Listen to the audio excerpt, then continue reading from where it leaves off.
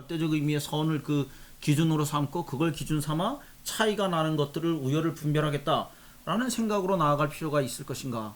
사실은 그렇게 우열을 분별한다는 생각이 잘못하면 문화제국주의적인 사고방식과 별로 그렇게 멀지 않은 데 있다 라는 생각을 할 수도 있는 거거든요. 사고하고는 참 맞지 않는. 그렇습니다. 저는 그래서 이게 굉장히 논리적으로 잘 쓰여진 것 같지만 마땅히 다뤘어야 되는 하나는 충실한 논의를 하지 않고 건너뛴 면이 있다. 전제를 하고 간 면이 있다는 생각이 좀 듭니다. 나는 좀 이견이 있는데 예. 그 지금 이 선생님이 얘기한 그런 입장을 현장에서 학생들이 물어요 나한테. 그러면 변치 않는 불변에 선생님이 신념으로 내세울 만한 그런 예를 들어주시오. 우리를 설득해 보시오. 질문이 항상 들어와. 그러면 나는 칸티안으로서 한 가지밖에 없죠. 이 슈베만이 지금 일장에서 얘기하고 있다고 생각해요. 인간 존엄성. 야, 그거 다른 거 없어. 예를 들어서 인간 존엄성 같은 거 왜 내 마음대로 사람을 함부로 학대하고 왜 죽이고 그러면 안 되느냐 하는 거는 서로 동등한 존재일 뿐만 아니라 불가침의 존엄성이 모든 인간에게는 깃들어 있다. 그런 부분을 전제로 하고서 이루어지는 담론이냐 아니냐가 그 기준이다. 그게 대표적인 예다. 내가 이렇게 언제나 대답을 해요. 이게 결국 이런 거네요. 네. 윤리학의 핵심에 지금 접근한다는 느낌을 받는데 사실 슈페만도 그렇고 선생님도 그렇고 사실은 뭐 저도 사실은 그렇고 계속 지속적으로 조금 거리를 두고 싶은 건 효용인 것 같아요.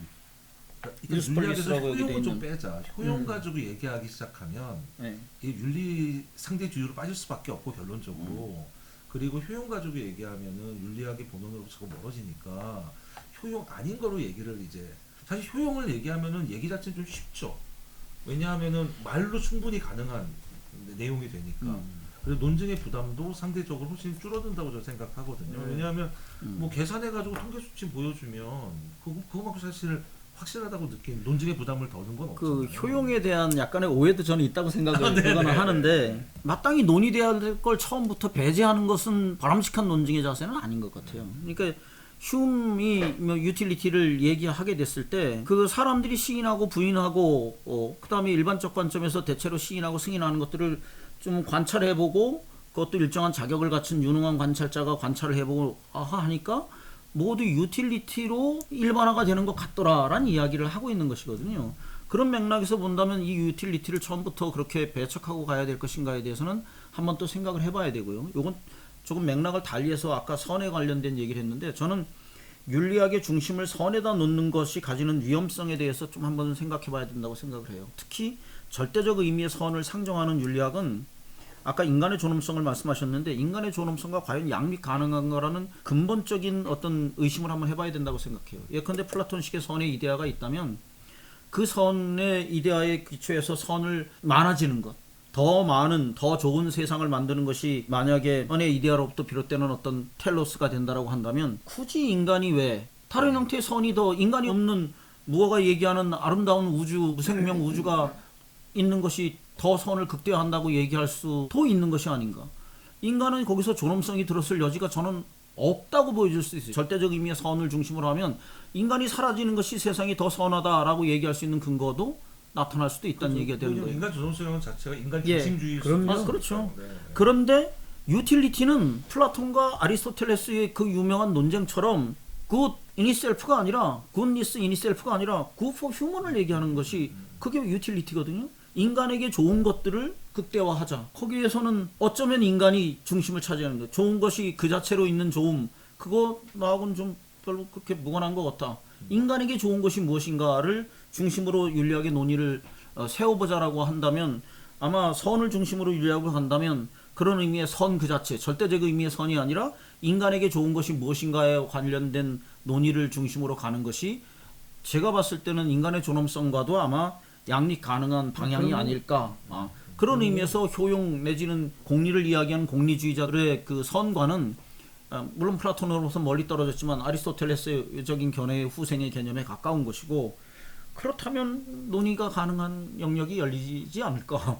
그 다음에 이제 인간의 존엄성이 이제 보편적인 그것이다라고 이제 힘주어 말씀하셨지만 그 생각도 역시 매우 좀 위험한 우열을 가리는 그래서 차별주의적인 내지는 문화제국주의적인 요소가 포함될 위험성이 저는 있다고 보여지거든요. 왜냐하면 아까 말씀한 문화마다 그 도덕 규범의 다양성을 얘기할 때 외견상 봤을 때 매우 비인간적이고 비인도주의적이고 인간의 존엄성과는 거리가 먼 듯한 도덕적 관행을 가진 사회 내지는 소규모 문화를 발견하는 건 그렇게 어려운 일이 아니거든요. 그렇게 됐을 때 하면 쟤들은 그러면 악마의 자손인가?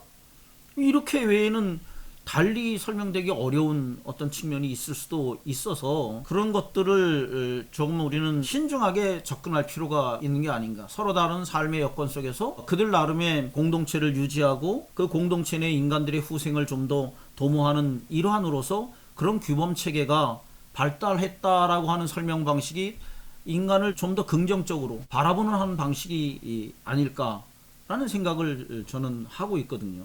그래서 이 보편성이라고 하는 걸 어떤 특별한 규범을 중심으로 구체적 내용을 지닌 규범을 중심으로 해서 이 윤리적 보편주의에 접근하게 됐을 때는 언제나 우열을 가리는 문제 속에서 그래도 19세기 이후에 그리고 20세기를 거치면서 상대주의가 가졌던 문화 제국주의에 대한 내지는 서구 문화 중심주의에 대한 어떤 해독제로서의 기능을 무화시킬 위험성이 여전히 있다. 그런 생각이 저는 조금 듭니다. 칸트의 입장은 선, 특히 절대적 선, 여기서 이제 윤리학을 출발하지 않죠.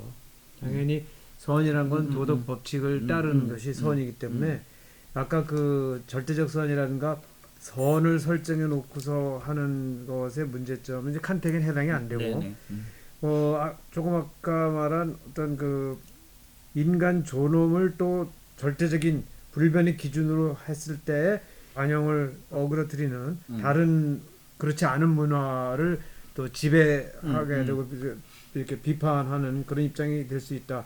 뭐 예를 들어서 마야 문명 같은 경우에 인신공양이 대량으로 벌어졌잖아요. 근데 그런 거를 그러면 칸트의 입장에서 그 인정할 수 있냐? 인정할 수 없죠, 당연히.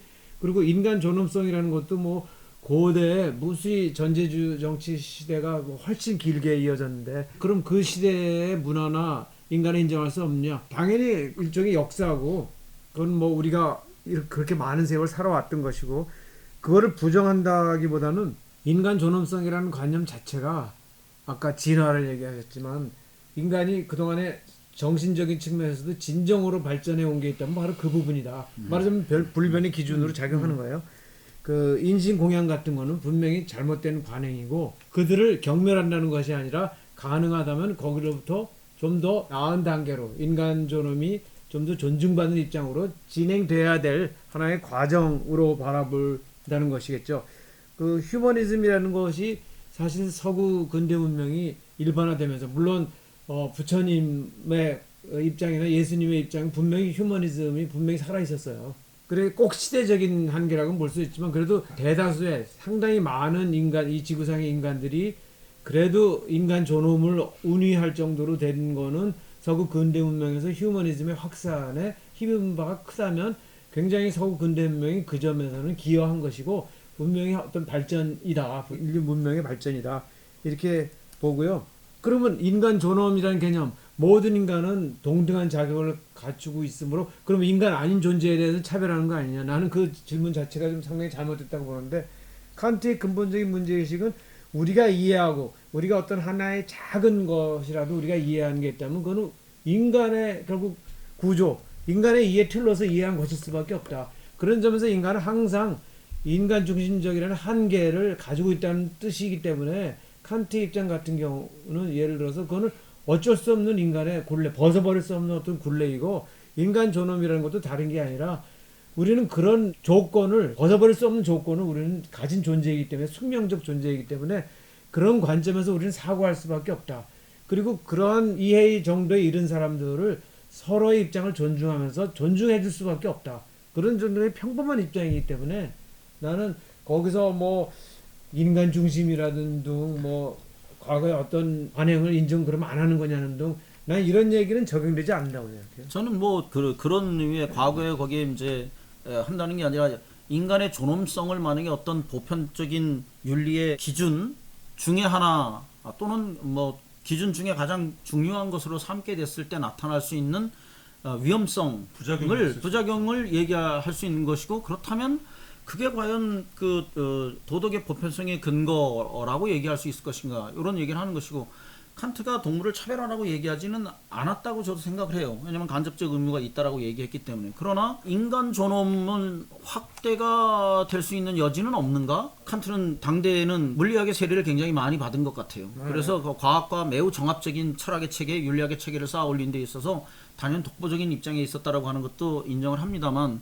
시대의 한계로 말미암아 생물학, 특히 19세기 후반에 나타난 진화론의 세례를 받지 못한 것도 역시 사실이거든요. 진화론적 관점에서 보면 사실은 모든 생명이 하나의 뿌리에서 나왔다라고 하니까 슈바이처식의 생명 존엄이 오히려 더 포괄적이고 실천의 한계가 있을런지는 모르지만 그런 마음가짐과 그런 삶의 태도로 우리가 모든 생명체를 대해야 한다는 것이 훨씬 더 오늘날 21세기의 관점에서 봤을 때는 좀 더 직관적이고 어떤 그 호소력을 가지는 얘기가 아닐까라는 생각을 해본다는 이야기가 되는 것이죠. 그래서 칸트를 결코 폄하할 생각이 아니라 그런 측면들이 있다. 그런 측면들도 모두 고려해서 우리는 도덕의 보편성에 대해서 한번 접근해야 되는 것이 아니겠는가. 저는 이제 그런 생각을 가지는 선생님 거죠. 말씀 듣다 보니까 이런 생각이 일단은 여러 가지 생각이 듭니다만 1차적으로는 왜 그 엘리아데의 성과 속 책을 보면 그 식인 문화에 대한 이야기가 나오지 않습니까? 근데 식인 문화의 특징은 사실은 그 누군가를 죽여서 뭐 영양분을 섭취하겠다는 목적이 아니고 존경의 의미로 식인을 한 그런 어떤 전통이 아프리카에 주로 있었고 얼마 전에 제가 무슨 다큐멘터리를 봤는데 네안데르탈인에 관한 다큐멘터리였어요. 넷플릭스에서 BBC에서 만든. 근데 네안데르탈인이 그런 전통이 있었던 것처럼 추정하는 많은 이제 고고학적 근거들이 나오고 있다는 얘기를 하더라고요. 자, 그러면 존엄성이라고 우리가 통상 이야기할 때 과연 누군가를 존경의 의미로 먹었을 때 단순히 영혼만이 아니고 살마저도 우리에게 이제 전해 내려오게 하겠다는 어떤 종교적 의미겠죠.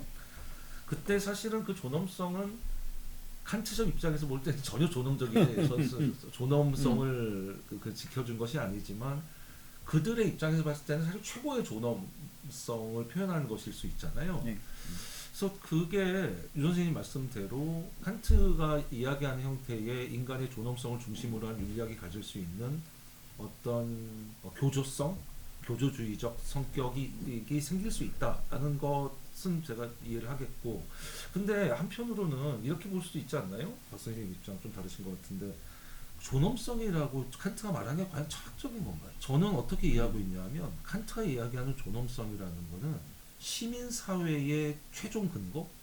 그러니까 시민사회를 이루려면 시민사회라는 게 사실은 그 이전에는 사회가 이미 질서가 잡혀있던 그 구 질서에서는 어차피 뭐 영주가 이 땅을 전부 지배하고 있고 영주 중심으로 가던가 왕이 있거나 뭐 이런 식이었는데 소위 시민사회라는 게 소위 그 호모 리브레 그러니까 노예 해방에서 시작이 되는 거잖아요. 그럼 노예가 해방됐고 주권은 왕이나 영주가 가지는 게 아니고 군주가 가지는 게 아니고 시민이 주권을 가지고 그러면은 그 정치 체제를 꾸릴 때 그건 물론 그거는 또 인류의 대단한 진보고 저는 거기에 대해서 사실 의심하지 않습니다.